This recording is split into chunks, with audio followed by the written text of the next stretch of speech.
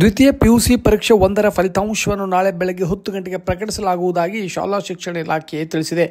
ಈ ಕುರಿತಂತೆ ಪತ್ರಿಕಾ ಪ್ರಕಟಣೆಯಲ್ಲಿ ಕರ್ನಾಟಕ ಶಾಲಾ ಪರೀಕ್ಷಾ ಮತ್ತು ಮೌಲ್ಯ ನಿರ್ಣಯ ಮಂಡಳಿ ಅಧ್ಯಕ್ಷರು ಮಾಹಿತಿಯನ್ನು ನೀಡಿದ್ದು, ಮಾರ್ಚ್ 2024ರ ದ್ವಿತೀಯ ಪಿಯುಸಿ ಪರೀಕ್ಷೆಯನ್ನು ಮಾರ್ಚ್ 1ರಿಂದ 22ನೇ ಮಾರ್ಚ್ವರೆಗೆ ನಡೆಸಲಾಯಿತು.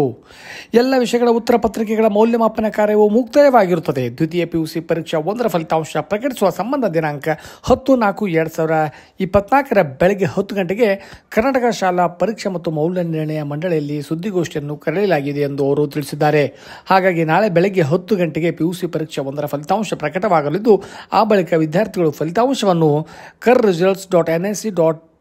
ಜಾಲತಾಣದಲ್ಲಿ 10/4/2024ರ ಬೆಳಗ್ಗೆ 11 ಗಂಟೆಯ ನಂತರ ವೀಕ್ಷಿಸಬಹುದಾಗಿದೆ ಎಂದು ತಿಳಿಸಲಾಗಿದೆ. ಹಾಗಾಗಿ ಎಲ್ಲ ವಿದ್ಯಾರ್ಥಿಗಳಿಗೂ ಇದು ಒಂದು ಶುಭ ಸಂದೇಶವೆಂದೇ ಹೇಳಬಹುದು. ಹಾಗಾಗಿ ನಾಳೆ ಉತ್ತಮ ಫಲಿತಾಂಶ ಬರಲೆಂದು ಆಶಿಸೋಣ. ಧನ್ಯವಾದಗಳು.